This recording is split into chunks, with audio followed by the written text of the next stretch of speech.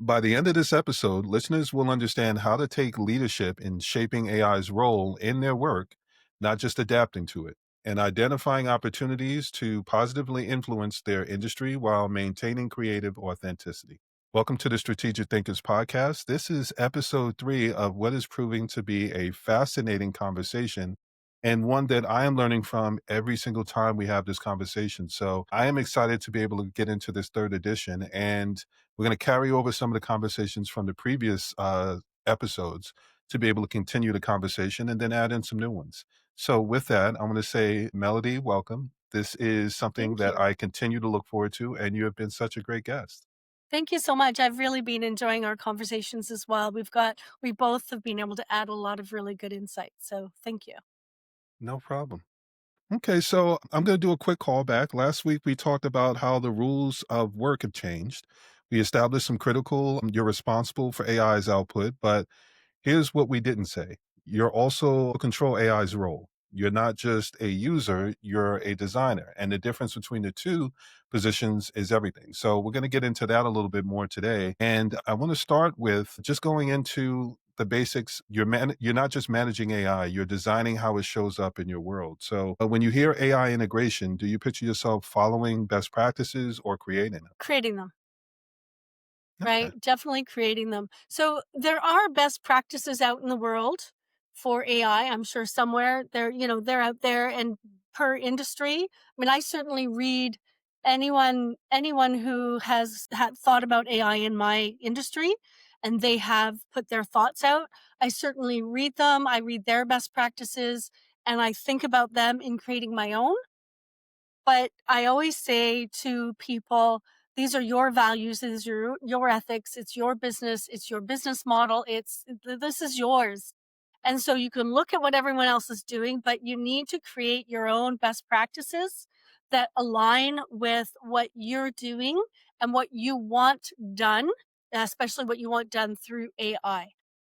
I encourage people not to just take on somebody else's best practices, but really think about what matters to them and create best practices over that. I do a lot of reading about other people's best practices. I'm not doing this in some vacuum or void, but in the end, I come up with my own values. It's like if you went to a restaurant and you never looked at the menu and all you ever did was order what the person beside you was having, God, right? yeah. And that's how you lived, right? You don't want to do that. You want to have your own taste, your own values, your own experiences, and your own best practices.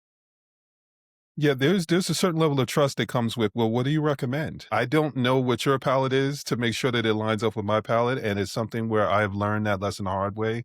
I've definitely been out some places and asked someone what they recommended. And no sooner than they started talking, I was like, I'm gonna stop you there. Those are things that I don't eat. Let me go ahead and look at the menu right now because I am not getting ready to pay to have something where I'm not gonna enjoy that meal. So Yeah, very right. good analogy, great analogy when it comes to figuring out how to be able to set this up.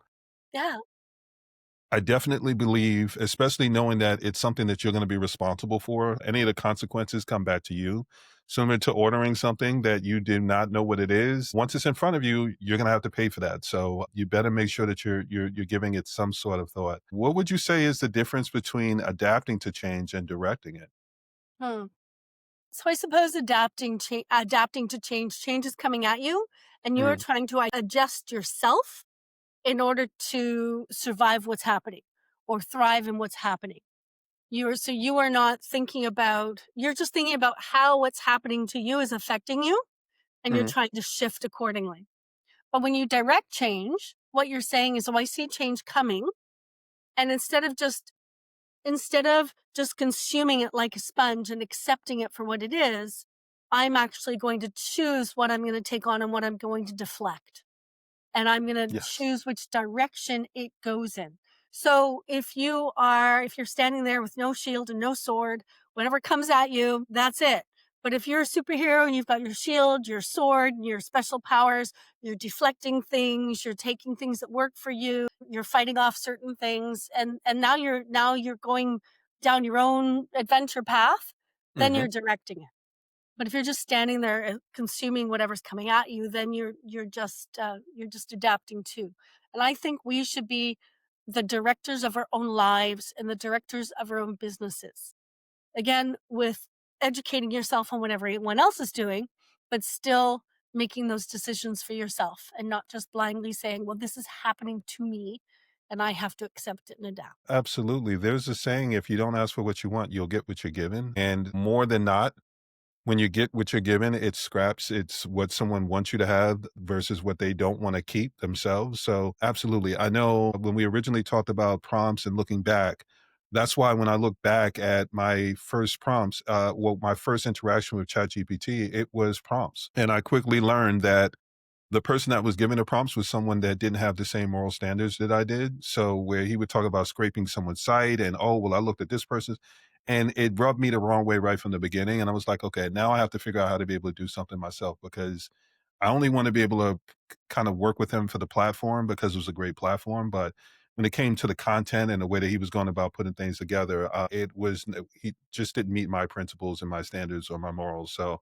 I had to quickly separate myself from it. And I think that's part of what you're actually talking about is being able to find yourself within all the perspectives that are out there and be able to say, okay, well, no, I do like a piece of this, I do like a piece of this, but what I need to be able to do is find myself in it, because as often as we hear people talk about authenticity, and it's just an overly used word now, it doesn't take away from the fact that it is something that you need to be paying attention to. Again, if you just take what everybody else is giving you, then it's not really you, and when you go to have a deeper conversation, it just makes people have to work harder to figure out who you are. And in this world where there's just nothing but content out there, I think it's really important for people to understand who you are, because when you find your tribe, you don't have to explain yourself the same way. Yeah. And can we go back to our copywriter example for a moment? Mhm. So if you're a copywriter and then all of a sudden AI comes along and you're like, okay, I have to adapt to this or I have to direct it, right? So what does adapting mean? It means, okay, well, maybe I'm not a copywriter anymore. Maybe that means I'm editing it, whatever, AI is throwing out. But what if I'm directing it? What if I could say to my clients, look, I'll give you 3 samples to work from and you understand the different copyright uh, trains of thought. So there's the story brand and Mhm. there's different ways you can do copywriting. There's different thought schools of thought.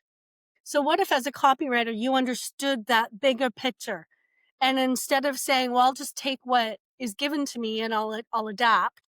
What if you said, so when a client comes to me, I can actually get AI to write copy on the same thing in 5 different ways Yes. and I can pull that out.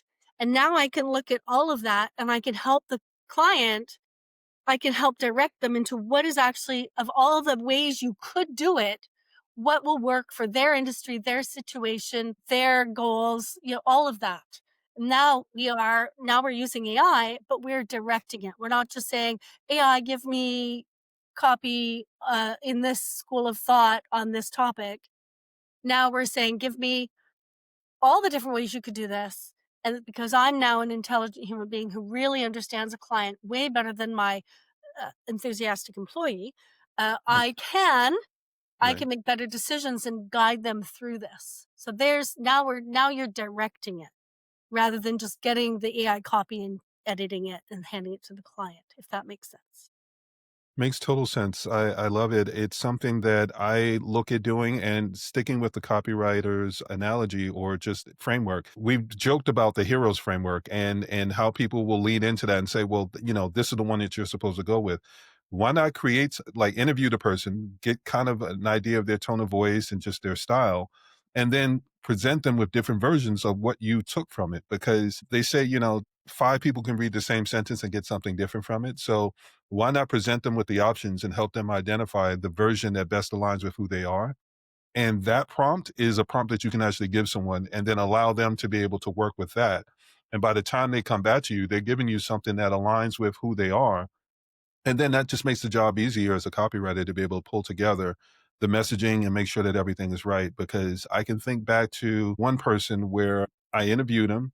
We had a conversation where I broke everything down. I said, okay, well, tell me about what it is that you're doing, what you want to be able to put together. And I was working on his brand strategy. And then at the end of it, I sent him something. I was like, okay, here's a copy. He was like, well, it seemed a little hokey. And I'm like, okay, but you're a little hokey. So I don't know what you want me to do with that. These are your words. It's just, I'm repeating it back to you. So it's always good to be able to have options. I know that there's the 3, 5 numbering. I work in numbers, so I know that 3 and 5 are good variations when it comes to options. 3 makes it so that you chances are when you look at 2, you're automatically gonna rule out 2, and it'll just help you narrow down to 1. If you give 5, it kinda narrows it down to 2, and then people can kinda make their choices and everything from there. So, I absolutely think that this is something that more copywriters should be looking at because, again, we talked about understanding the workflow and the process, and the better you understand the process, the easier it is to be able to identify, okay, well, I can move to the beginning of the process, do an interview or a strategy session or whatever you want to be able to call it, gather that information, get some feedback, get some ideas, and then come back to them and give them these different frameworks and these different ways of being able to leverage their tone of voice. And then once they select it, then they can work on some of that stuff themselves. And by the time they come back to you, you didn't have to pull that information out of them. You had that initial conversation, and it cuts down on the edits and the rewrites that you have to be able to do because it's their tone of voice. So if they come back with something like, no, that's not really it. It's like, well, I mean, you put it together, where do you feel like it's falling short? And then you can get to that point a lot faster, and you can get to something that's more them, but then also, again, going back to authentic. It's something where it's the only caveat that I can see in that is if it's the type of person that you give them the prompt and you give them the information, and then they turn around and go start looking at everybody else to be able to get feedback. So I can always tell when someone does that, and then I have to bring it back around to, okay, this sounds like you spoke to multiple people because I can hear different and I can hear and see different levels of expertise in it that aren't yours. So let's bring it back to what you would do. So if someone's having a conversation with you, they can get the answer that you would give them, not what you would turn around and ask someone else to be able to do. So I only want to add that part in because I think that's where some people will go, okay, well, I can do that. But then you still have to think about what it looks like to the other person because if you give that to the audience and that client or that whoever it may be goes and gathers that information from someone else, that's what you're going to be looking at on the back end. You want to make sure that it's still their voice and it's not that they spoke to a bunch of different people and you got a conglomeration. Conglomeration? Okay, yeah, we're gonna go with that. You get enough different people where it's a mix. It's a medley of different people's, perspectives, and it's just something where it makes it even harder. I know how many times I'll get things from different people, and it's I have to narrow it back down to their voice and say, "Okay, out of all of this, how do we find you in what you gave me?" And you can normally get to that by asking them the follow-up questions. And as you ask the follow-up questions, you can start weeding out the things that they got from other people. Okay. Okay. So there's a difference between using AI and designing AI, how it fits into your world. So we briefly touched on it. One of the old questions used to be, what can AI do? And the new question is, what do I want AI to enable? You're not just adapting AI, you're shaping its role with intentionality. I know one of the things that we talked about is you walked us through your decision of building your own AI. Mhm. What problems were you actually solving? And when did you realize you weren't just adapting to AI, you were shaping? So I have a couple of AIs, so I'm happy to Hmm. walk through a couple of them. Let's Sure. do one that's internal to me that I think might be useful for the people listening, and that's my networking AI. So Yes. I finish a networking event and you have that big long chat. You can save it if you want. I write notes. And so I take notes on who's there, who was interesting, why I was interested. I just take notes as we're going. And then I take the chat and I take the notes and I find those people, I throw that all into AI and I say, these are the people I'm interested in. Um, Go do some research on them. Tell me who they are, what they're interested in. So AI can go out and look at their LinkedIn, look at their website, look at all of these things, and then it can bring that all back to me. They can say, oh, this person actually already has a book because I work with people who write books. They can say, oh, this person has 5 books. This person doesn't have a book. This person works with the exact same audience as you. And then Hmm. from that, what I've trained the AI to do, so it goes out, it does research on the people who I thought, oh, I'd like to get to know these people more, and I'm interested in Right. them and what they're doing, and if they have books or if they work with my audience. AI goes out and finds all that information, brings it in, compiles it for me. But on top of that, so it gives me a summary and then it tells me, this person is probably best as, and then it'll choose client, networking partner, workshop partner, like all the different ways I could work with someone. It tells me based on, now I'm not going out to AI isn't telling me this randomly. I've built this AI Mhm. so that it knows exactly who I'm looking for, what an ideal client looks like, what an ideal partner looks like, what a networking partner looks like. Maybe somebody has a podcast, so what type of podcasts I like to be on. So I've given all of this information to the AI. So when I tell it, these are the people I'm interested in, and it goes out and gets the information and brings it back, it uses that information and it compares that information to what I've told it I'm looking for in the different roles. And then based on that, it brings back to me this person would be a good client because this person has a podcast and you'd be an ideal guest because. And so it lays it all out for me. Now people say, oh, yeah, maybe they say, oh, that's not very human. But actually, I think it makes me more human because have you ever met with someone after networking, you just didn't have time to read their LinkedIn and read their website and read everything, but you're actually a good human and you care about other human beings. But what I can do before a meeting, so I might say, oh, I really want to talk to this person, send them an email. Can we set up a meeting? They have a podcast. I have a podcast. Maybe we can do an exchange. Mhm. And then before the meeting, I go to my AI and say, so, remind me about this person. And it gives me that Yes. summary. And I'm like, right, this is what they're interested in. This is what they've been posting about on LinkedIn. This is what they care about.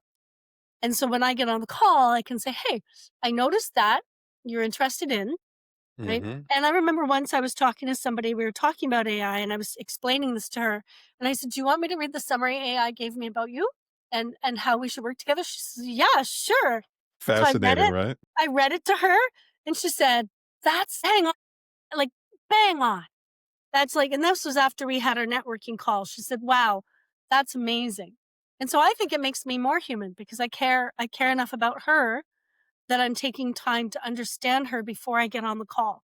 And what she's I knew all the services she gave, and she was a partner opportunity. I knew all the services she had. I knew what services she had that I didn't and vice versa. I had Mhm. all of that information at my fingertips and it made the call faster.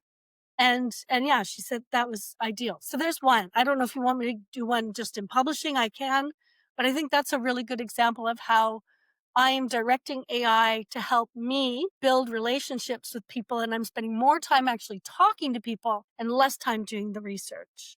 And this is something everyone can do. Well, I love that example because it's universal. There are Yes, gonna be some people that will say, "Sean, I don't need strategy," or "I'm not writing a book, Melody." So that is one where it doesn't matter where you're at or what you're doing. It's something that can get you past the representative part of those networking conversations. The pleasantries and things that you need to be able to get through in order to be able to get to, "Okay, well, how can we benefit? How can I bring value? How can I do these things to make this worthwhile?"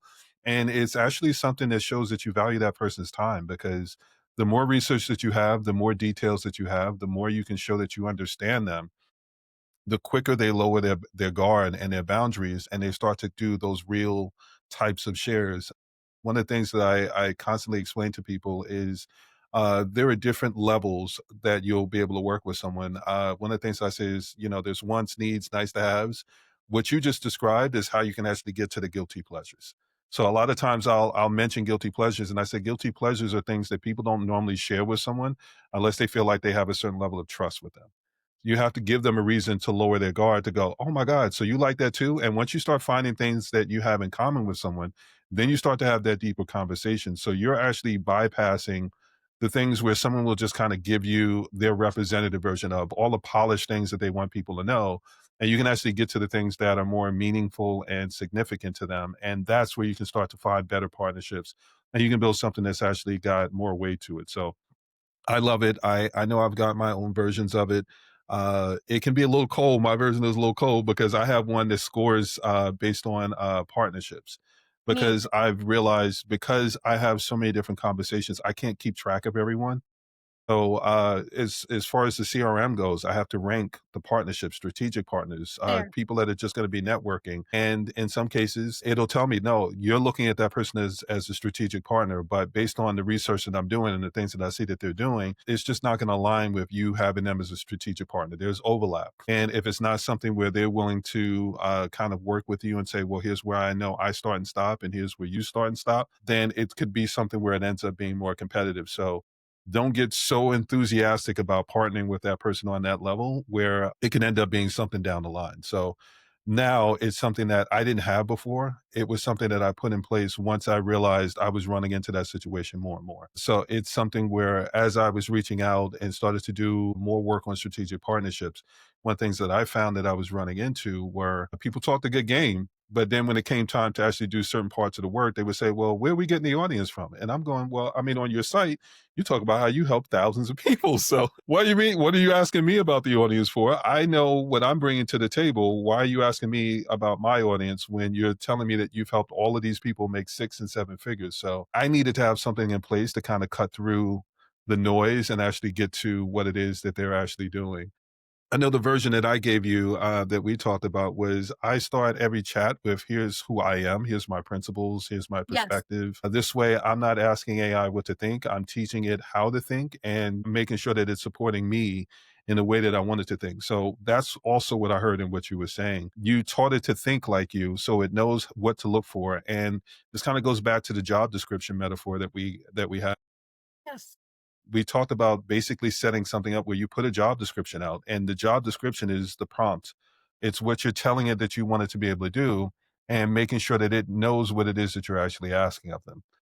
I know from the corporate side, there were days where there were managers where I was like, you, you should not be a manager. You know how to do the work, but you don't know how to explain the work or ask the questions of people to be able to get the work that you need to get back.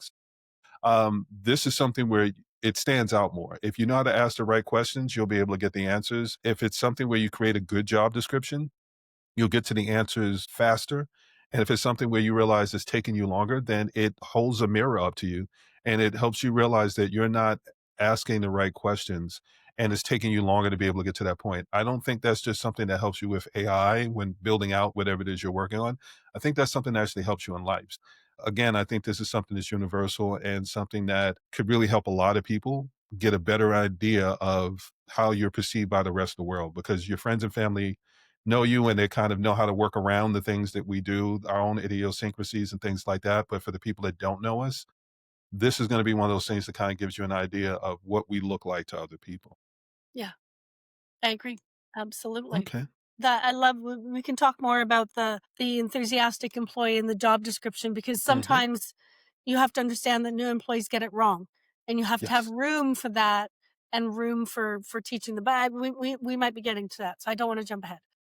No, you're right on point. That's exactly Oh where good. we're at. So we Perfect. were talking about it last week. We said AI is like an enthusiastic new graduate. You don't just manage new employees; you write the job description, what tasks they handle, what decisions they can make independently, what always requires your approval, and what they should never touch. And I think that's where when we're talking about creating AI agents or creating custom GPTs or however you may frame it, that's what goes into it. You're not just teaching it what you know, you're teaching it what you're comfortable with having it do. So one of the things that stood out to me when you talked about it was there are times where you'll specifically say, I don't want you going to the internet to get that information, which is really important to me because Yes. that's where I'll have conversations say, no, this is us brainstorming. I don't want you getting it from someplace else because I don't know that source well enough. And then it's just going to make Yeah. it so that I have to do more vetting. If we're Yeah. just having a conversation based on your static information, I can fill in the blanks of what you don't know. And I think that's another key point. But Yeah. And what are some of the things that you look at for a job description? I can give you an example of that. Mm, So of not going to the internet. And so when you ask AI a question, it goes off and depending on which version it is, it goes to, July 2024 and before, mhm, X date and before, and it searches all the blogs and the journals and the news sites and it brings you back the information that it can find. So something I do is I have a YouTube channel. mhm, And so I do YouTube videos.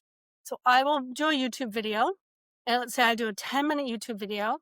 Now I want to turn that 10-minute YouTube video into a blog. yes. So I give it to my team, and my team turns it into a blog. But remember, I've done the video. These are my thoughts. These are Yes. my words. So they use ChatGPT to organize it nicely, but they don't need to go out to the internet to get extra information Mhm. because all the information that should be in that blog is in the transcript of the video. And so we don't want that's a good example of when you don't want to go out to the internet and add something to it, because the blog and the video should represent each other, and they have very similar SEO in the regards of one is a blog, but one is a video. But they, one leads to the other. They both in a Google search, and that's whole other AI and search is a whole other conversation to have another day, maybe. So I don't want that to go out to websites and pull in more information. I only want it to use what I have, but I'm asking my team to organize it in a way that it looks good in a blog, which is different than a video, right? You might need a Yes. list, you might need a this, you might, and so ChatGPT can help them do that more easily without adding information. So that's just an example of when you don't want to go to the internet for information when using ChatGPT, because you've given them. Another example, I know someone who's an author. All of her books and characters are in a project in so whenever she's writing and she's like, "Oh, did so and so have like blue eyes or brown eyes or green eyes or purple eyes or," Mhm. she can just go check and she doesn't get the details wrong. Because when you're on book 10, it's easy to forget that you gave someone 7 books ago brown eyes, Right. as an example. And so she doesn't want that to go out to the internet. That has to be a contained AI that never gets information but anywhere from that.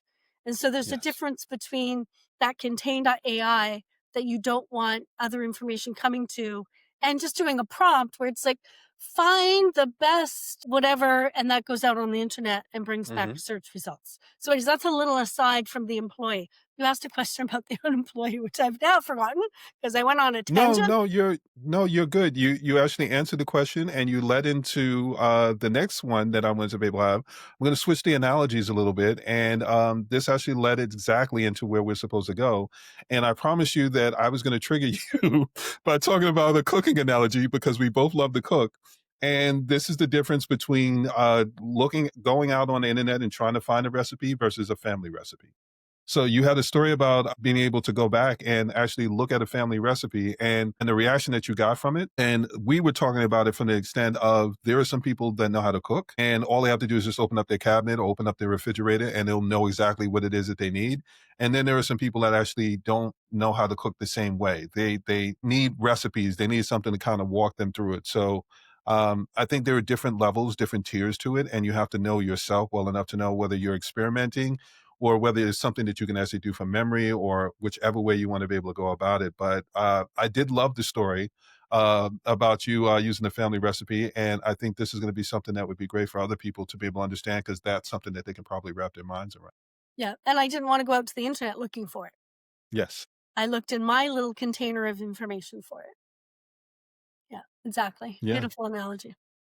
So now with that, you were saying that what was it that you made? It was a family recipe and you got the perfect response to it because it was just like brought it was it your brother? Was it was a relative and it It was brought my them right brother. back to the moment of this is just like Yeah, it was a dessert that my mom would make, hmm, maybe like on a Sunday or, I don't know, Thursday evening. Uh, it's a mocha cake, so it has, uh, chocolate coffee sauce on the bottom and cake on top, and it was just one of those desserts that everyone loved, and so I kept the recipe. And yeah, I put the dessert in front of my brother when he was visiting, and he immediately looked at it and looked at me, right? Like, it's just so instant. It's just so yes. instant that you always know. And I don't think I'd made it for him if I had decades. Like, Mm, I don't think he'd had it in a very long time. I always made it for my kids, but for whatever reason, I never made it when he was visiting. But this time I'm mhm. like, I should make that. And yeah, it was this instant recognition. But yeah, container, right? It came from my container. There was no outside searching for it. Yeah. Right. So, to bring it back around, the reason that I'm bringing this up is because there are those things that are just you. And when I'm talking about finding your tribe, there are some things that are just authentically you. It's only going to resonate with the people meant to that truly understand where you're coming from, and it brings back those moments. Whether it's food, whether it's a song, whether it's a scent. There's certain things when people hear it, see it, smell it, whatever that is, whatever sense it touches it brings them into that moment, and that's where that connection is actually made. When we're in a world where everything is just it's just so much of everything, we just have so much. That's how you cut through the noise. And if you're someone that knows how to be able to pull from this shelf, and this shelf, that's great. But if you're someone that needs to be able to pull recipes, don't just take a recipe. As you start to do it, start to figure out how you can add in a dash of this or a dash of that. And that's what takes you from being someone that has to search online for a recipe to be able to go, you know what? Okay, when I first started making this, I had to follow it, the recipe, word for word. But then as I started to make it, then I started to go, okay, well, now what can I tweak to make it taste a little bit better or taste a little bit different? Or how can I switch it up a little bit? And when we were talking about it, I was joking where I said, I used to have a contest with my lady where we both had palettes, and it would be something where I would cook. And her thing is, I feel like you did something. Like, what did you change? What did you do this? And she would try to figure out the spice. I can't tell you that. The moment I tell you that, then you're going to be able to make it yourself. And then how is it special if I make it? So it's little things like that that you want to be able to figure out how to be able to customize it to yourself. Yeah. And that's what makes it special. So where she's Persian, she used to make these Persian cookies. And you can't see the cookie monsters, but like, my God, those cookies are so good. And it's just Persian food in general. But like those cookies were something Okay. that just touched my soul. Yeah. And it was something where I tried to figure out how to make it, and she wouldn't tell me what it was that I was missing. She would just snicker to herself every time I would try and go, here, did I get it? And it was just, No. I couldn't figure it out. And then finally she was like, you know what? I see you're not going to stop until I actually give you the answer. So I'm saying all of this to say, don't just take the recipes and all the perspectives that you have out there, gather those in and start to figure out how to customize it. And then when we're talking about building an AI agent or directing things, start to figure out how to make it your own. And I think that's where a lot of people end up falling short. They will just take the prompts, they'll take all the things that people are giving them, and then they'll turn around and say, well, now when I put it back on online, it's not necessarily resonating. And it's not resonating because it's not enough of you in it. So figure out how to be able to take those ingredients, pull those ingredients together. And where it says, use this, then figure out something else that actually aligns better with who you are. And if you can do that, then that's what's going to start to be able to go from it being something that was more generic, that tastes like something you can get anywhere, to something that is more you, more specific to the people that you know that you're cooking for, whether it's you, whether it's your audience, or however you may have it. So I have a friend, he can't stand onions. And his thing is you have to dice it down really, really well in order for him to not know that it's in the meal. Because if you don't, then his thing is it's just the texture of it. Knowing that, like if I was going to cook something, I wouldn't cook that because unless I knew it was going to be something minced down so much that he wasn't going to be able to taste it. So it's things like that. When you know who your audience is and you can specialize something according to their taste, then that's when you're really going to be able to get the best response, because those are the extra steps, the extra measures that makes one see, you know what, I see that you actually do understand me and you know me really well. And that makes that emotional connection that, what is it, over 90% of people make purchases based on emotional connections. There are a Yeah. lot of people using AI to create things, but they're not taking the extra measures to be able to get it down to the thing that makes someone go, you know what? I've heard this a lot of different places, but nobody ever actually said it to me that way. And that's where your personal experiences and things like that can actually stand out and help you get that extra thing that you actually want to be able to get. Yeah. I know one of the other things that we talked about was just the efficiency of it all. So, like with your networking, it's something where it can take a long time to comb through someone's LinkedIn and all the different places that they have things. But when you can drop that stuff in AI and just say, okay, especially if you've trained it, we've talked about how to be able to build out that job description.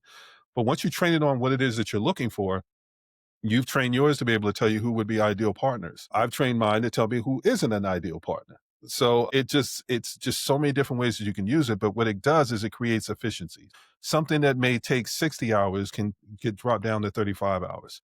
I know after I have a conversation, I will take the transcript, I will drop it in and say, just give me a recap.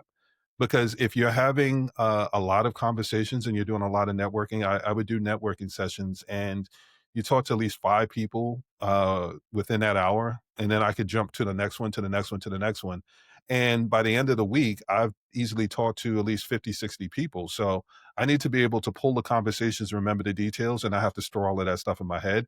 I would just have notes and it would remind me of what I needed to be able to know. And then when I went to get on the call, it allowed me to be able to catch back up. And the things that I wanted to be able to retain, I could, but the things that that's only relevant information for this conversation. It allowed me to kind of let that stuff go and focus on the things that I need to be able to focus Yeah. on, because Let's be honest, we only have so much room in our head to store things. And if we're just storing random things, it better be worthwhile. Okay, well, let's switch over to the ethical part of it. Sure. Where there's ethical frameworks and authenticity, since we're talking about pulling pieces from different places, your ethics and values are your competitive advantage. Fast content is everywhere. Thoughtful content is what actually stands out. So where I talked about the ability to be able to take those extra measures, do those extra steps. It's where things like that kick in, but it's also understanding that AI is pulling information from so many different places. And some of the places that it's pulling it from, it doesn't get the chance to necessarily vet it. It's just saying, okay, well, if you ask me for this information, I'll tell you all the different places that I can pull it from. And then it's expecting you to vet it. So last episode, I talked about, actually, I went on a tangent about AI lying, but it's not AI lying, it's AI being lied to. And then you have Yeah. to actually be able to go back in and figure that stuff out. So Yeah. Yeah. I the think it's both. ethical question is, yeah, well, yeah, I yeah. think it's both. I think AI lies. Like sometimes AI just makes things up, like it hallucinates and makes things up. And other times it goes out and it gets poor information because it finds poor Hmm, information. So I think yeah. there are a couple of reasons why AI can come back with results that you shouldn't trust. Yeah. Yeah, I actually have I'm good for frameworks because once I find something that's a blind spot, then it's I know what it looks like in my head, but I want to figure out a way to be able to explain it to someone else. So I'll create a framework. And the framework makes it easier for me to be able to explain it so that I don't have to worry about it. Sometimes things will sound right in my head, but I not everybody's going to have the same experience. So I have to figure out a way to be able to explain it so that I know they'll get it. And I have a lying spot framework. And it's because I understand there's certain spots where people will either, out of shame, out of ego, out of all of these different things, there are things that drive people and they have their own agenda.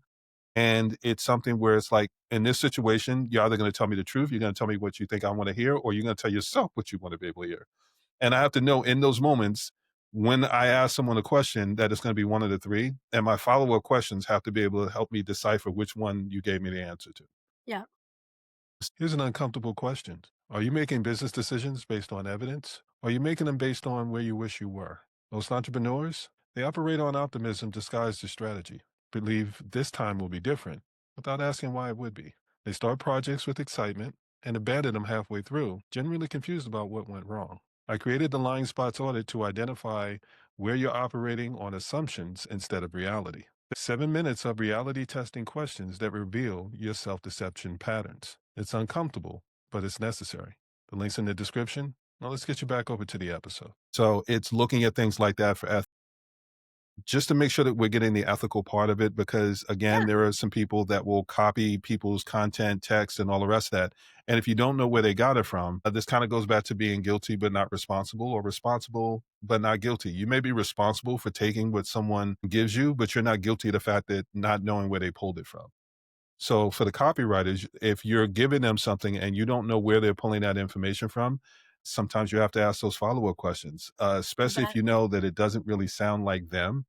They clearly got it from somewhere else. And it's okay, well, is this something that you firmly believe in? Because if it is, let's find a way to make it more you, as opposed to it being something that you just took from someone else, because those follow-up questions are always going to be that thread that once someone pulls at it, they're going to be able to get to the bottom of it very quickly and realize, yeah, that's not exactly who you are or what you're actually about. So I know you had something where you said your editors can spot AI written books Yes. like that. They So, can. it's missing Absolutely. specific things. So can you wanna talk a little bit more about that? Sure.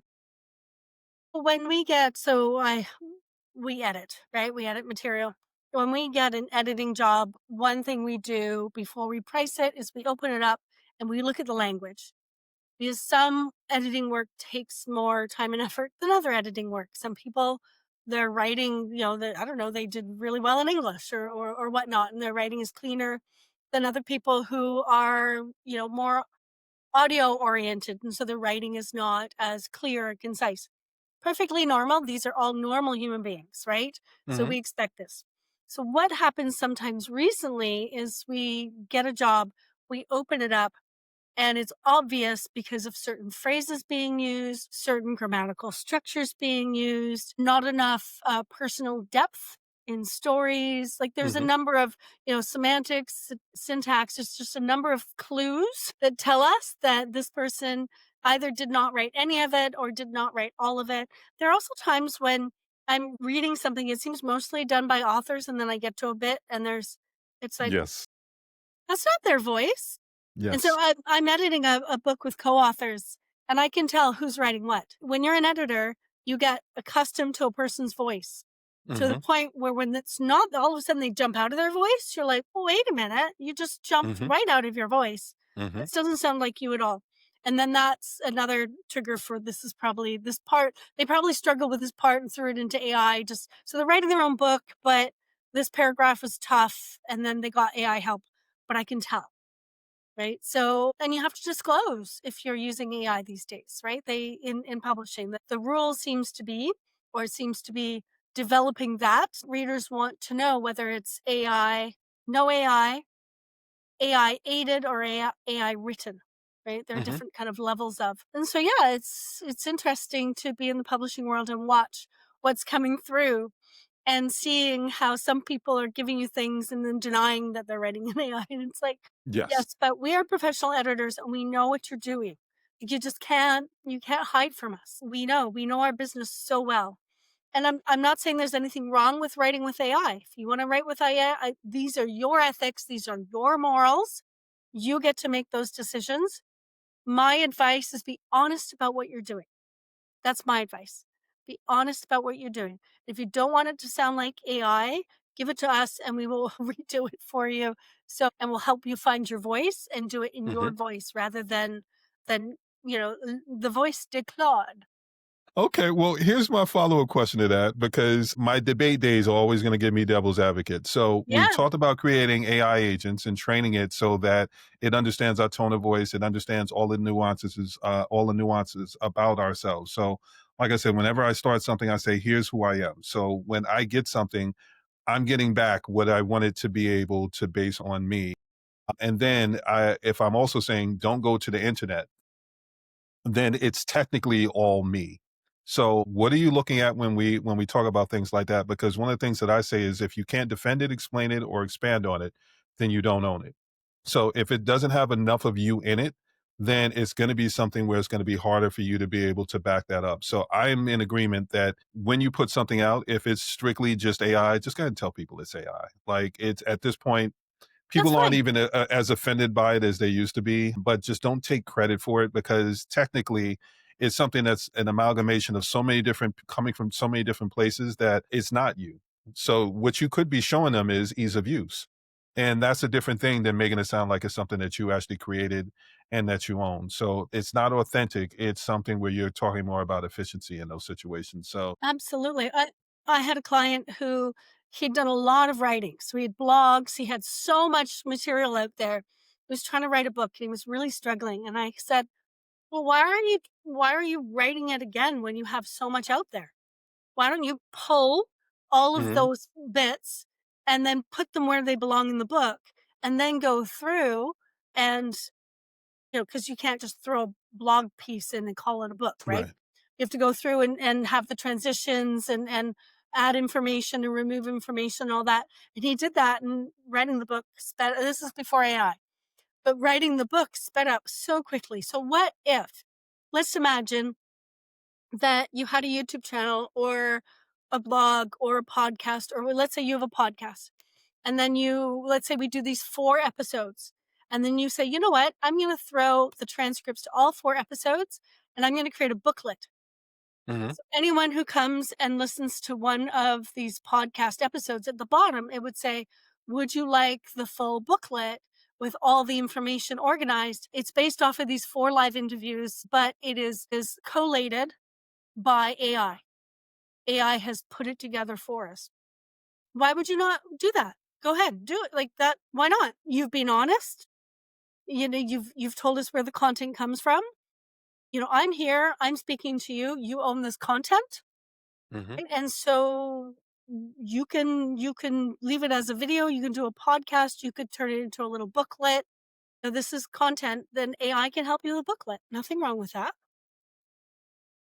Yeah, no, I'm in agreement. I think it's something where it becomes deceptive is when someone takes something and they try to make it their own and they don't necessarily quote the source. Yes. So I I think agree. those are different things. It's something where if you grab it from someplace else, people, if we're being honest, people don't necessarily care what the source was. If maybe they knew who the source was and they went to try to get it from that person and that person just didn't explain it in the same way that you can explain it, they're going to value your information more because you're explaining it in a way that they understand, where the Yeah, other person maybe they didn't understand. So I think the fear that people have of not wanting to be able to disclose, well, I got it from here, or I took the concept from here to do this, or I took the concept from here to do that. I think that's where people have that misstep. So for me, there's basically five pillars when it comes to ethical AI use. There's verification, attribution, the authenticity, the value, and the responsibility. So it's not something where ethics are slowing down. They're separating you from everyone else who's moving fast without direction. So there are a lot of people that if you are doing it for efficiency's sake, there's going to be a whole group of people that don't care. But if you are doing it where you want to be able to write a book, if you want to be able to do something and it's built on you building out your personal brand, then, make it personal. Make it something where it actually aligns with who you are. And as long as you do that, even in the parts where you're saying, okay, well, I actually had AI take all of this information and I just did a brain dump. And then I had it help me sort everything. And now this is the end result of that. At the end of the day, people are just checking for the value. So they don't might not care about the process the same way, but it's just the lack of disclosure of the process that can really throw some people I off. agree. So attribution, no AI, AI assisted, AI written, Mhm. AI developed. You choose how you word it, but just I 100% agree. I'm not suggesting anyone should do it a certain way, but my value, one of my values is honesty. So if I'm perfectly, um, I tell, I'm transparent about how I use AI in my world and in my business, and that's what matters. Well, let's take it a step further. You're not just transparent with how you use AI with your work, you actually require getting permission from your clients if you're going to be able to use AI as part of the work that you're doing with them. So I think Absolutely. that's also something that stands out Yeah. because it's not just someone getting a client and just not disclosing that they're using AI to be able to pull the stuff together. It is making sure that they understand some of this information, if it's something where you consider proprietary or something that you don't want out there, if you're not building, let's just break it down. If you're not using an AI agent or something where you're setting it up where it's gated so that it can't get out to the internet, I know that there are platforms where I know they share the information. Like if I'm doing something and it's proprietary, I am most likely going to use Claude over ChatGPT unless I'm using a very specific AI agent and I'm making sure that it's not going anywhere else because when I'm building out frameworks and things that are going to be proprietary or trademarked or anything like that, I need to make sure that I'm not teaching other people the recipe of what it is that I'm trying to cover. So the fact that you actually lay that out for people and you let them know, like, listen, I can do this and it'll make it more efficient. But I also want to let you know that the way that I have it structured, it's not something that's going to go out to everybody else. I think that's one of the other things that people should look at. And this is one of the reasons why I want to have this conversation about designing how you want to be able to set everything up rather than just saying, what can it do? It's saying, how do I design it to make sure it does what I need it to do? And Yes. that's where it goes back to you saying, don't use the internet, only use based on the information that I'm giving you. Let's just take what we have and figure out how to be able to use it better as opposed to trying to pull pieces from all these other places. Yep, exactly. So I have two AIs as examples that I use in my work. I am developing an AI that will do a developmental edit.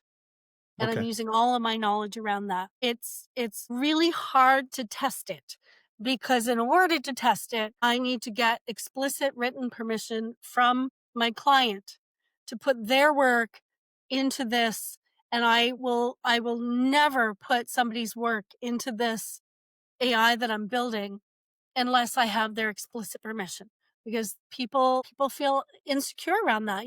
I've just finished writing this book and you're going to put it into AI? No. And so I have very few clients who are like, yeah, let's try it. I'm so into AI. And so, it's very few. So it'll be a slow build for me Hmm. because I have to, I built it. Now I've only used it a couple of times to test it and only with clients who are really into AI and love the idea. And then I have another one about book promotion. Now, this is a little different. I don't actually put their content into it. So I put their blurb, the title. If they're already published, I can find the public link look at their website, I can analyze their website. So all of the information in that one is purely public. And so although I will tell a client that I'm using it, I'm not I don't need that explicit written permission because it's not as nothing goes in there that isn't public knowledge. Right. And so, but I still don't use it without permission yet because I understand that there are lots of authors who are very concerned about the use of AI in the publishing industry. And I respect my clients and I'm never going to do anything that they may consider an affront or an Right. insult or a misuse or anything like that. In the publishing world, copyright and ownership of material is a very serious matter. Yes, it And is. so my level, my values, my how I attribute things, how I verify things, how I value things, the authenticity, my responsibility, and these 5 pillars that you've discussed, Hmm. mine have to all be really high in my industry. That's how I feel Yeah. about it. Yeah. A different industry might be different. I don't know. I can't imagine that the music industry, people just want you to give away even though it's public, I don't know how much they want their stuff in AI and being used, right? I mean, there are lawsuits around books being in AI. Like this is serious stuff. So I agree. Verification, attribution, authenticity, value, responsibility. Yeah. Yeah. Yes. I will say it for the most part, they're gonna be people that feel like it's an affront, especially on the publishing side, because it's their life experiences. Because you're not working with non like, if you're doing something fantasy-based and stuff like that, like, it's not gonna matter the same way, but if you're doing something where it's more based on your experiences and your life, I think it matters, and I think that's not just something publishing-wise, I think that's something that should be across the board, like, just consider you don't know what someone had to go through in order to be able to get that life lesson. So I look at it that way whenever I'm working with a client. When I say how much I charge or whatever it is that I'm doing, my thing is, I don't know what you had to do to make that money. So I know what I had to do to make my money. I know how I came about the lessons and things that I had. And not all of that stuff came easy. So that's where I take affront to someone taking certain things. If there's frameworks and stuff I give out, like, I don't think anything of it. If somebody asks me a question, it's like I can answer it. I'm happy to be able to give that information to you. But for the things that I hold dear, it's because I had to work to get that. Like, I had to go through some stuff to get that. There was some pain, there was some suffering, there were the dark days, all the rest of that. Like, those are the things that people are more mindful and they hold more precious and they hold more dear. Keep in mind whenever you're working with a client, if it's something that's on those levels, then you want to be able to get their permission. You want to make sure that you're looping them in Yes. on that, because for them to find it from someplace else, and we're not at the point now where someone's going to follow that thread and bring it back to you, but they could. But this is why people are having NDAs and they're doing all the rest of these things, because now it's even more important to make sure that if you just plug something into AI and you don't create an AI agent and you don't instruct it to be able to say, this is something that we're keeping between us. This isn't something that I want you to be able to teach and learn and do all the rest of these things. If you don't add those parameters, if you don't put those boundaries in place, then you are technically giving it to the rest of the world to be able to decipher and pull apart. Right. I mean, to one extent, there are people that are doing it anyway. Like, once you make it public, it's public. There's a saying, once you say it out loud, it becomes the rest of the world owns it. Uh, Yeah. it's the context that actually matters. So someone Yeah. can take an idea. I Yeah. think we talked about this. I was looking at some copy, and I saw they took like parts of like part of my mantra and stuff like that. And at first it was irritating, and then after that I was like, it's fine. Like, because the story that I have behind it, you're not going to be able to add that in. If you're taking it and you're using it and you're applying it to your own life, God bless you. Like, I have no issue with that. If you're taking it and you just don't know what to do with it, then you're not going to get anywhere with it. But if you're just taking it just to be taking it, then I think that's where people end up running into a problem, because again, once people ask the follow-up questions, then you start to run into issues. So Yeah. I'll Yeah. segue. AI is creating gaps. The next leaders are the ones who can see those and fill them. So we've been talking about creating AI agents. We've been talking about the job descriptions. We've been talking about how to be able to set things up. One of the things that we've kind of talked about through this series so far is identifying the process and the workflow. I will keep reiterating, the better you understand it, the better you can start to identify where you can bring value. So, if we remember, we said competency isn't enough. Now it's about bringing dimensional thinking. So for me, my mind it works differently. Like when someone says something, I hear it 20 different ways, and then I have to narrow it down to one. Where other people may hear something once and then they start to expand it from there. So it's also understanding how people work and how they think, and how to be able to identify where they can bring value. Um, One of the things that I want to be able to ask you is, what role could you excel in at 35 hours a week that you're currently burning out trying to do at 60 hours a week? Like that's one of the questions Yeah. when we're talking about efficiency versus sustainability. Yes. It's identifying those gaps. Is it something that, from a business owner standpoint, are you spending a lot of time on something that you can do efficiently, more efficiently? Then maybe that's something that you can look at outsourcing. If it's something where you're trying to figure out how to be able to identify where you fit in the workflow so that you can get more clients, then it's understanding where are their struggles. That kind of brings it back to where I would say, if you can find something that's inconvenient and make it more convenient for a person, they're willing to pay you for it, because it's not that they can't do it, it's that they don't want to be inconvenienced through the process of having to learn how to be able to do it, because it can take up time and just a lot of different things that they may not feel like they want to invest in. So instead of investing the time, the trial and error and all the rest of that, they would rather invest in you. What are some of the things that you're seeing that make it easier for people to identify where they fit in? Like, I love that you came up with with the AI agent for publishings. Like, you help people figure out, like, you'll put together something and say, here's one of the best ways that you can promote yourself.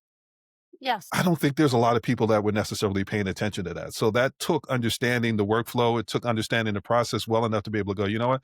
That's something that I could do that I don't know that other people are doing. And it brings a level of value that, like, I know when I heard it, I was like, yeah, that's not something that I thought of. But once you said it, it just made total sense. Yeah, absolutely. And your question was, how else are we using AI, or Well, just what are some of the other things? Like, you identified that as something within your world that was probably an untapped resource or a blind spot that people weren't necessarily looking at. Are there other things that you see that, not necessarily in that world? I want you to give away trade secrets of things you might be working no, on. of course not.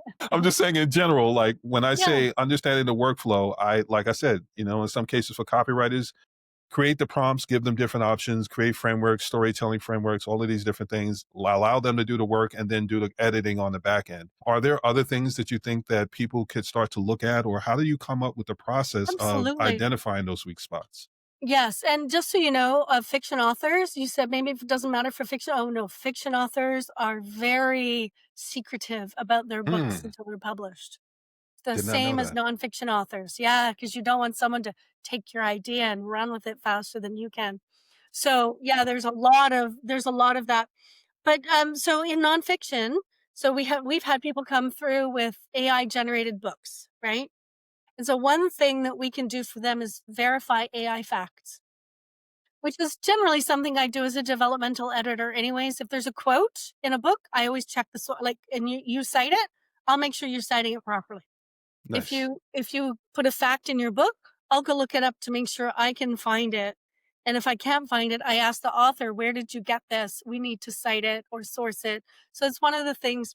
But now with that AI as another level, now Hmm. there's even more fact checking, because sometimes people will use information from AI, not really understand the source, or not ask. So I ask AI for the sources, right? And AI should be giving you the sources so you can go and check. Just like, why, like, some 16-year-old is doing a blog on brain surgery and you've just taken information from that. Like, this kid is, in grade 11 and wants to be a doctor one day, but let's not take advice from this person yet, right? Yes. They're Yes. intelligent, but not yet. And so you want the sources. And so one thing that we might end up doing in our work is fact checking AI Hmm. and finding sources for, if people are writing books in AI, just going back and finding sources. Another thing that I think creatives might land up doing in the publishing world is designing stories, Yes. not necessarily writing everything, but collaborating with AI to design stories. I think that could be really useful. I also think there's a job in, so I used to work in tech, Hmm. and I was Okay. a business analyst in tech. And so one of my jobs as a business analyst in tech was to be able to talk to the tech people. So I have a degree in computer science, to be able to talk to the tech people and also to be able to talk to the users, understand both sides, understand the user's problem, and be able to translate that into a language that the The software technical develop people understand, yeah. yeah, software developers can understand, and then the testers can test it, and then translate that back to the user on how to use it, I love right? that. So that might be a job for AI people. Here's your client, here's AI. How do I help you understand AI? How do I help you set up frameworks, systems, AI agents, AI, we're busy. Yes, we want it, but if I earn $100 an hour and it's going to take me 20 hours to do something, why would I not just pay someone $500 for their 2 hours? And right? Like why would I spend all this time? So, there's this efficiency in and money as well. So paying people, so we may be paid to set up a developmental editor for an author who wants to do their own edits. And so they can kind of buy our AI and we can adjust it for them, right? And So customize it, yeah. we can make AI better, or maybe we can make AI just better for them. What if, AI strategist? I think there's lots of room for finding ways that AI can fit into any business model, really. If you love AI and you want to fit it in, I think there are lots of ways. Just look at all the ways that your clients could be using AI and how you can facilitate that.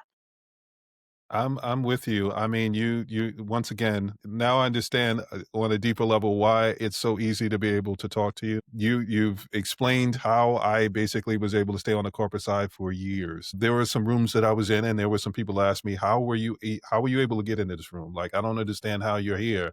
And it was because I took the time to understand the difference that there are different languages. The audience speaks one language, the technical speak another language. Every different segment speaks its own language. And if you understand enough of that language in order to be able to communicate with them and translate what the other ones are saying into something that they understand, then that's value. Like you can bring actual value with that. So definitely, I had some examples. I know AI content fact checkers. You covered narrative designers, ethical AI consultants. I think are going to be important because you got to know where the line is. Yep. And then there's the hybrid thinkers, and that's pretty much what you were describing of the people that understand the tech side, but can also interpret what the clients are thinking and being able to translate that. And if I'm being honest, technically, that's what a brand strategist is. Yeah. And a lot of times Yeah. people don't know what brand strategists are. It's the people that understand what the advertising and marketing side does. Technically, that's the technical part and what the audience actually needs. And it's being able to speak both languages and say, okay, well, I can take the best practices from this and apply it to this, or I can take what the audience is saying they need and then apply it to the best practices and then be able to bring something back and be able to explain it. So, Yeah. with this, I would say some of the questions that you could ask when you're trying to evaluate where you could fit in and find the value is what's flooding your industry, what's missing as a result of that, what can you do that AI can't? And then who needs that right now? So again, I'll bring it back to wants, needs, nice to haves, and guilty pleasures. Wants are something that has a longer sales cycle. Nice to have, even a longer sales cycle. Guilty pleasure, we've already covered. You have to put some work in order to be able to get someone to get to that point where they'll tell you what that is.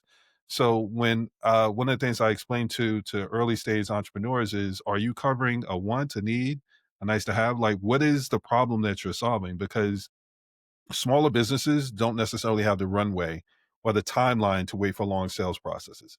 So if you're a small business owner and you're going in and you're pulling your concept from like an auto dealers, like it can take them a year before they can get a sale, but they're charging so much that they can afford to be able to do that. And this is why I try to explain the difference between gathering these ideas from these people that have generated 6 and 7 figures, or more so 7 figures, if you're someone that isn't at that point yet. There is such a thing as the way that I explain it from the corporate to the entrepreneurial side is there's demand and supply and demand. Yeah. So on the corporate side, I've been in rooms where they created trends. I've been on the music side where they created whole industries like R&B, they soul R&B, like all of these different things. I was there when a lot of these things got created. And then they basically used what they knew and created an audience. They just happened to have had enough money and enough time to be able to wait for that to come to fruition. And then they reap the benefits of it. As a small Yeah. business owner, you don't necessarily have that runway. If we look at the failure rate, 20% fail within the first year, 30% fail within the first 2 years. And by the time you get to year five, probably 50% fail. That doesn't even take into account how many new businesses come start every single year. I want to say there's 5.5 million in the States that submit for an EIN number every single year. You're not just competing against the existing businesses, you're competing against all the new people that come in that feel like they have an idea. Yeah. So you can't necessarily take the time to try to figure that stuff out. So when I stress the importance of identifying where you fit in the workflow, identifying what someone's prioritizing, these are the reasons that I'm saying that. Find something that someone actually needs, because if you know that they need it, then it shortens the sales cycle, and it gives you more time to be able to figure the rest of that stuff out. If you start with a need, then you can kind of work your way over to the wants. That's Yeah. why, like, it's where people do MVPs, minimal viable products.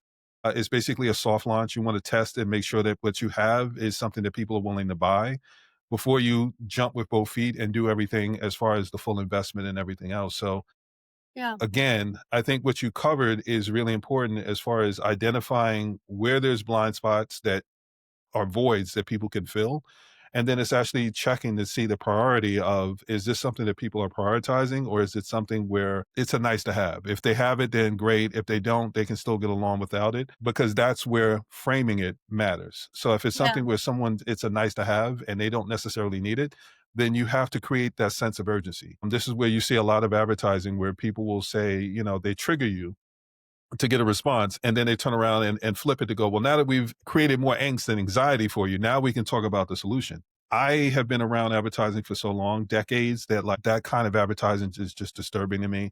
It's almost like going to therapy, and what they do is they break you down and then they build you back up again. It's You're doing it in advertising. At least with therapy, there's an ethical thing where there's a limit to how far they can take it, and they're obligated to be able to make sure that they put you back together again. Advertising And is not always the case.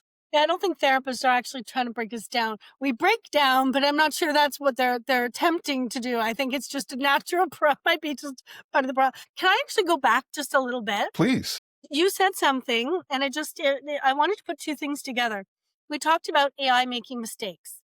And so one way AI makes mistakes that we didn't talk about is if you were a strategist, or let's say you're a small business owner, and you say, I want to know where my industry is going. And I've done this with the publishing industry with AI. I've just said, let's figure out where the publishing industry is going.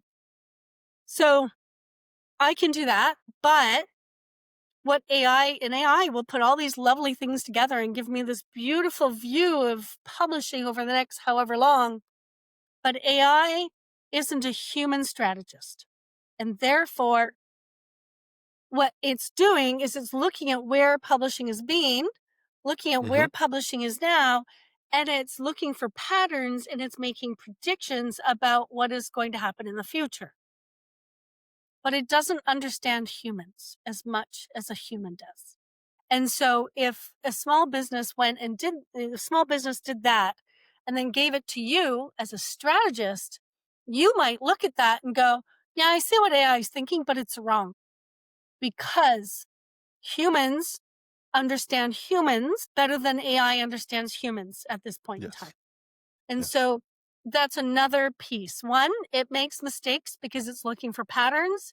And so it gives you answers not based on a truth, but based on a prediction based on patterns, Mhm. which is what human strategists do, but they do it with that extra layer of knowledge of how humans think and understanding humans in a way that machines, AI does not understand us. So that's how they make mistakes. And there's another opportunity there for someone like you to say, let me, using AI as a brand strategist, great.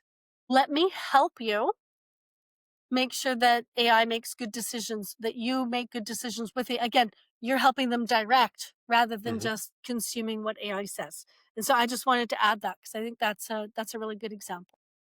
No, I love it. I mean, there have been some people that asked me to explain what I do, and my thing is, I mean, now I will just point them to this clip and so to go, I mean, there you go. Like that explains it. I can't tell you how many times it will give me a scenario, and my thing is, that's not how humans act. Like I get where you're coming from with it, but that's not how that's gonna go. You have to actually understand human nature. I gathered a lot of that information from being that guy where I talk about being doing marketing research, being the guy in the mall that would ask someone if they had time for a survey. I learned so much from doing that. And then being the guy that, I did it in the mall, then I had to be the guy that would get a list and I would call people and do the phone dials. And then it was just so many different variations of it that you pick up on human tendencies, you start to find the patterns, and then you also realize that there are the nuanced things that just aren't on paper. There are the things that you have to take off of paper, and that's from the actual interactions that you get. So, as great as it is as coming up with ideas, I still have to fill in the blanks to be able to say, "Here's the part that you're missing," and that's actually where the lying spot framework came from because it was giving me all of these ideas, and I was like, "You don't understand people. Uh, You don't understand agendas. Like people will give you answers for different reasons, and if you don't know what their reasons are, if you don't understand people's agendas, then you're creating blind spots. You're just basing it on, okay, well, everybody thinks this way. And no, they don't. Like you have to understand their agenda. And once you understand someone's agenda, then it's easier to understand the patterns because then you're like, okay, well, now I know what's driving you. Based on that being the thing that drives you, now I can actually see the patterns of this is what people look at. I don't know if I told you this, but did I tell you about the guy that ran a souvenir shop over by the Empire State Building? I don't remember. Do Okay. tell. It's a guy that I used to when I would be on my way to work. It was a guy he owned a souvenir shop, and I noticed that there around the Empire State Building. There's a lot of tourist things where they have a lot of souvenir shops, and this is actually like I wrote an article on this. I don't think I published it yet, but the gist is I noticed how people were working, and I went into a shop and I saw he didn't have a lot of business, and then one day I saw him put up a going out of business sign. And I went in and I was like, "Oh, dude, I'm so sorry. Like, you're going out of business." He was like, "Don't worry about it. You know, these things happen, this, that, and the other." And then I started noticing how many people came in because he had the going out of business sign up. And they would come in and they thought, like, okay, well, he must have a sale. He must be, if he's going out of business, he must be, the prices must be better. And then I noticed, like, after 2 weeks, the going out of business sale went down, sign went down. And I was like, okay. Then I went back in. I was like, "So you did so well that like business turned around." And he hit me a little wink, and I was like, "Oh, okay."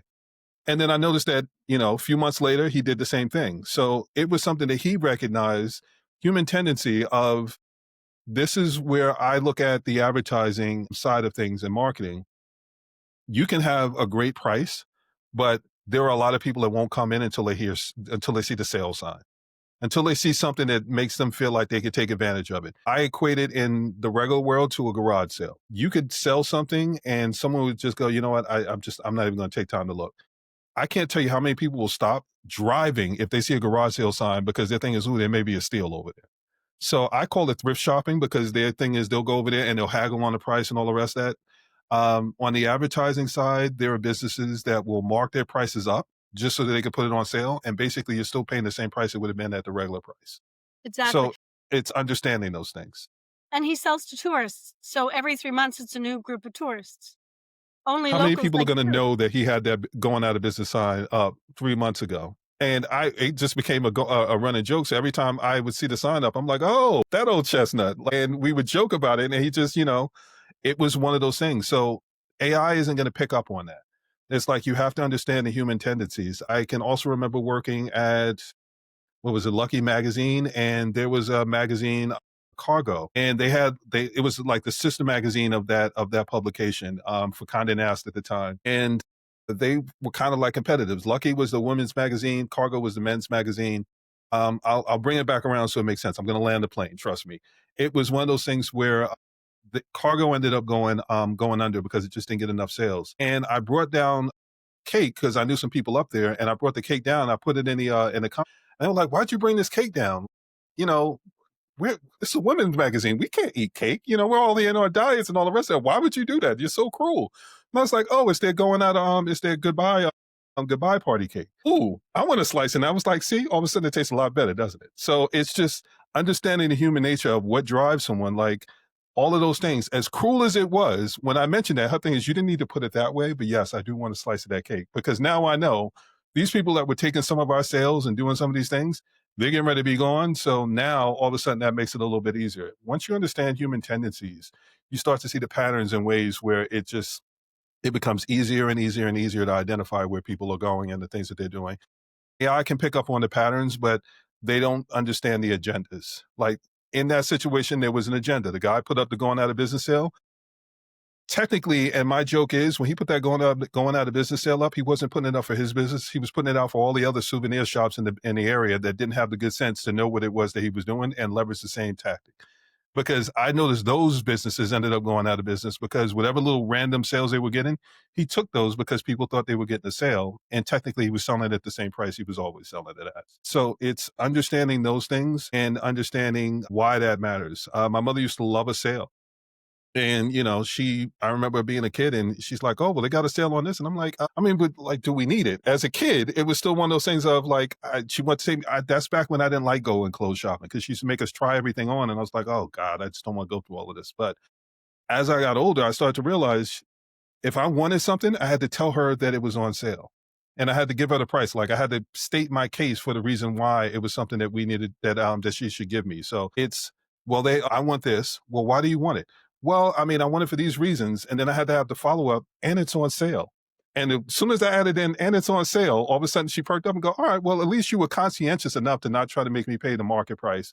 And you were figuring out a way to be able to make it easier.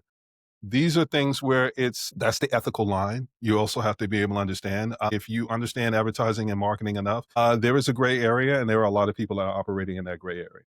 I know the gray area. So what I try to tell people is if you're on the corporate side, you can afford to wait it out. If you're like that larger brand, you can afford to wait it out. That's how they were creating trends and doing all the rest of that. They could operate in the gray area and wait for the right moment to really be able to capitalize on it. As a small business owner, you don't really get to do that. So when you see a lot of these gurus and they're putting a lot of this information out and saying all you have to do is and hitting you with the easy button, they've either already made their money or they're willing to be able to wait it out to get enough people to be able to invest in that trend, and they'll make their money. But they're going to make their money is in first in, last in, first out.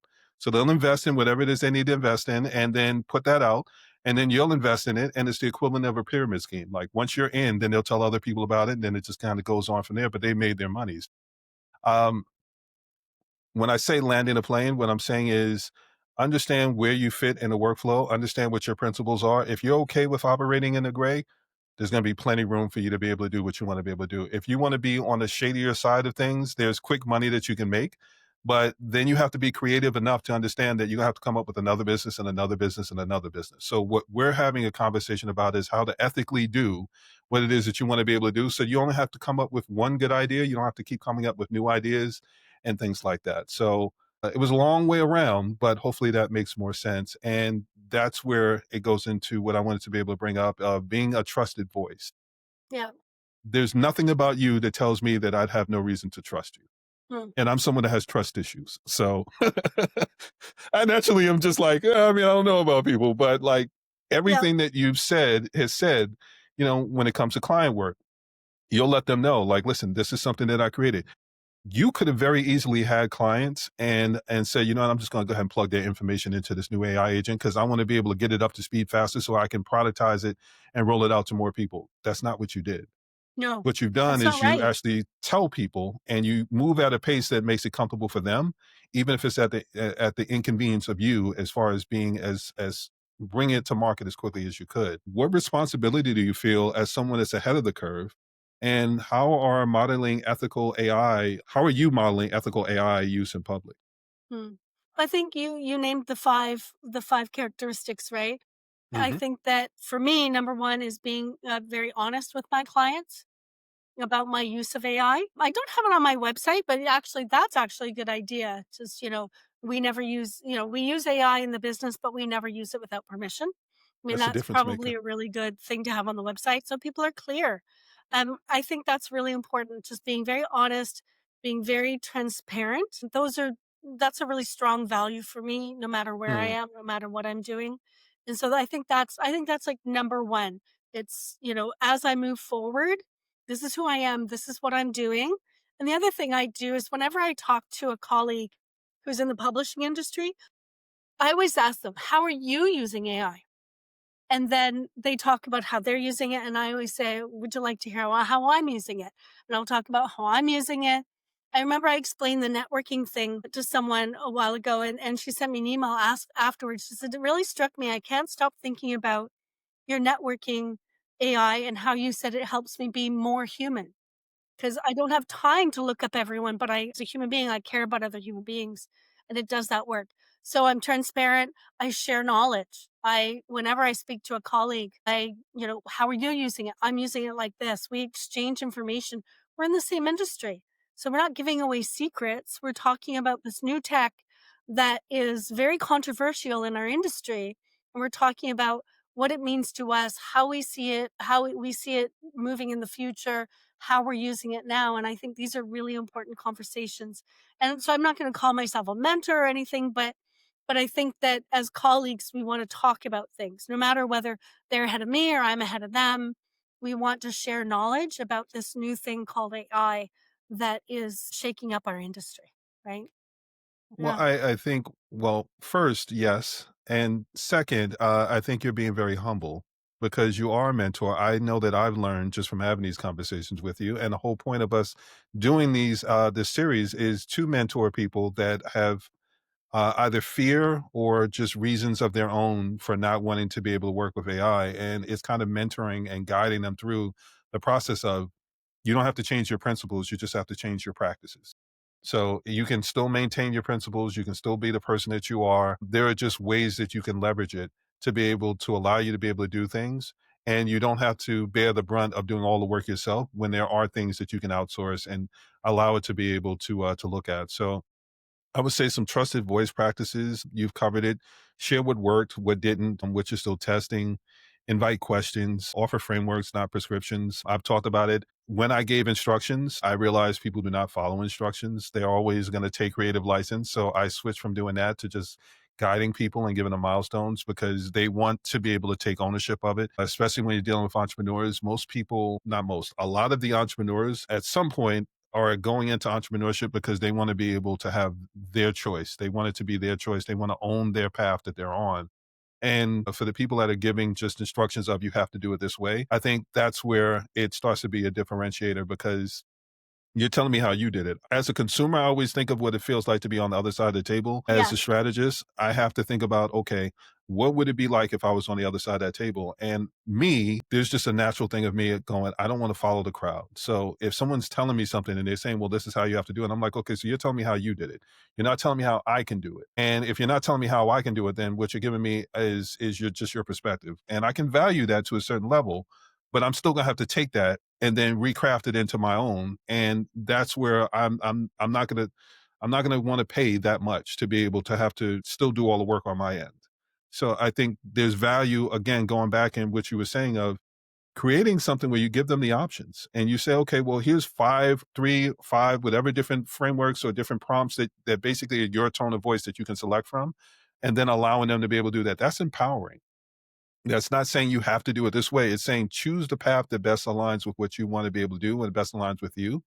And then that's setting them down that path of, again, we understand the word is overly used, but the path of authenticity that allows them to be able to stay true to themselves, their principles, and everything else that they're doing. This is why I said, yes, to me, you are a mentor.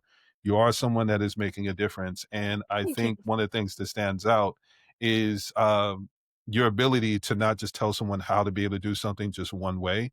You're empowering them to be able to find their way. And I think that's the drastic difference between what a lot of the information that's out there and the people that are actually searching for someone that can empower them to be able to fill in their passion and follow things that actually matter the most to them. Yeah. Thank you. I appreciate that. Okay, so with that, I'm going to bring it back around. And I said Cool. by the end of this episode, listeners will understand how to take leadership in shaping AI's role in their work, not just adapting to it, and identify opportunities to positively influence their industry while maintaining creative authenticity. I think we've covered that from several different angles. Thank you. And hopefully, if there are questions, people will feel free to drop something either in the chat. I'll be sharing clips. I'll be sharing the mini series where we'll break this down into pieces. If you have questions, ask your questions. We're both very free with being able to answer questions where we can. It's making sure that we're putting you in a position to empower you so that you can make the decisions that best fit you and not just telling you this is the only way that it can be done. There's a lot of humble bragging going on online and people talk about how they made their money. And if I'm honest, I don't care how you made your money. I care about how I can make my money, how I can do what I need to be able to do. If I was chasing money, I'd have stayed on the corporate side. I left that behind so that I could teach people how to be able to fish, how to be able to create their version. So for me, legacy building is a lot more valuable to me because every time I help someone get to the point where they're able to do the things that they really want to be able to do, not just for themselves, but their families and everything else, there's no better feeling for me. And you are helping people tell their life story, which I think is just on a whole other level. Like I get to do it on a smaller level. You get to give something where you are legacy building because you're helping people get their story out, and their story helps other people with their story and find their direction and their path. So Yeah. before I do anything else, I just want to say thank you for that because Thank you. that is something where there are difference makers. My father used to say, either you're taking up space or you're making a difference. What I value most about you is you're a difference maker, and I'm thankful for you. Thank you. Thank you very much. And thank you for having me on again. I've been really enjoying our conversations. Okay. Well, I'm going to bridge this into the next episode, give someone something to look forward to. At this point, you're not just managing AI, you're designing it. You've explored the ethics, we've mapped out new opportunities and identified how to lead. The next actions I want you to be able to take is to write a job description for AI in your business. Even if it's not your business, it's just something in your life where you may find something takes more time. Write out a job description, drop it into ChatGPT or whatever version that you may be using, and see if it can come up with an easier way for you to be able to accomplish that. And then define your ethical framework. What are your principles? Where's the line that you wouldn't cross? And what's everything leading up to that? Because once you can identify that, then it gives you so much more room to be able to work.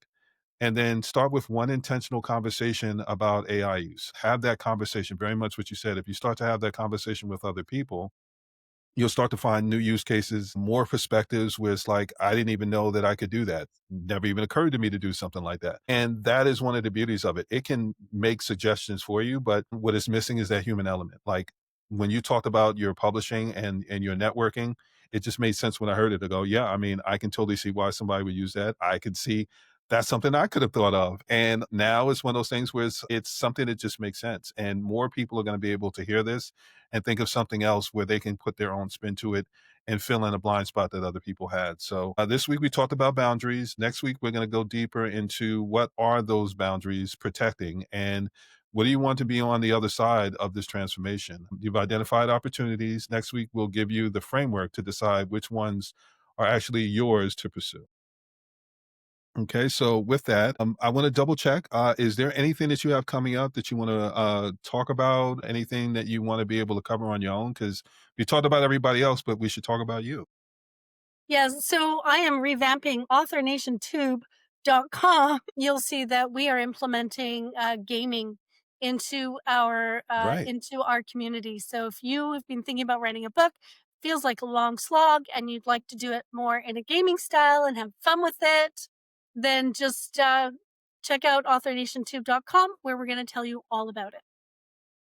Perfect. Yeah, I'm fascinated by this. I'm excited to see where you go with it because I know when you first mentioned it, again, my mind goes in 20 different directions and I narrow it down from there. So I'm excited to see where you've narrowed it down to and all the different ways that you'll be able to use it and help other people use it. So excited about that. Me too. Okay, well, yes. I will end it there. It's not about me, it's about everybody else. I will say like, share, and subscribe.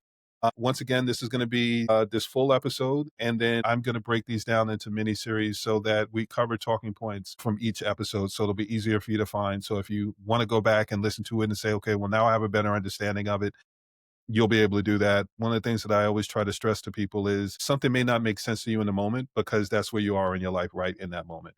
But as soon as something changes in your life, you may be able to go back and listen to something again and you hear things that you never heard before. So that's one of the reasons why I create the mini series. I want people to have the opportunity to be able to listen to something with fresh ears and find those new opportunities that they didn't know were available to them. That is the whole point to strategic thinkers. That is why I wanted to make sure that I bring on guests that can not only give them information, but can give them information that is evergreen, something that it doesn't matter where you are in your life. If you come back and you listen to it a year from now, you'll find new things in it that are going to matter, and you'll be able to take something from it and do something with it. So, with that, I will say like, share, and subscribe, and we will see you next time.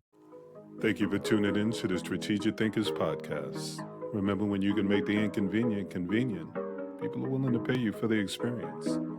The better the experience, the more they'll not only pay you, but help others pay you. Serving as brand champions. My name is Sean Atkinson, and I'm wishing you well on your journey to your definition of success. If you find this podcast interesting, helpful, worth the listen, like, share, and subscribe. Leave a positive review so people know to check it out, and I'll see you next time.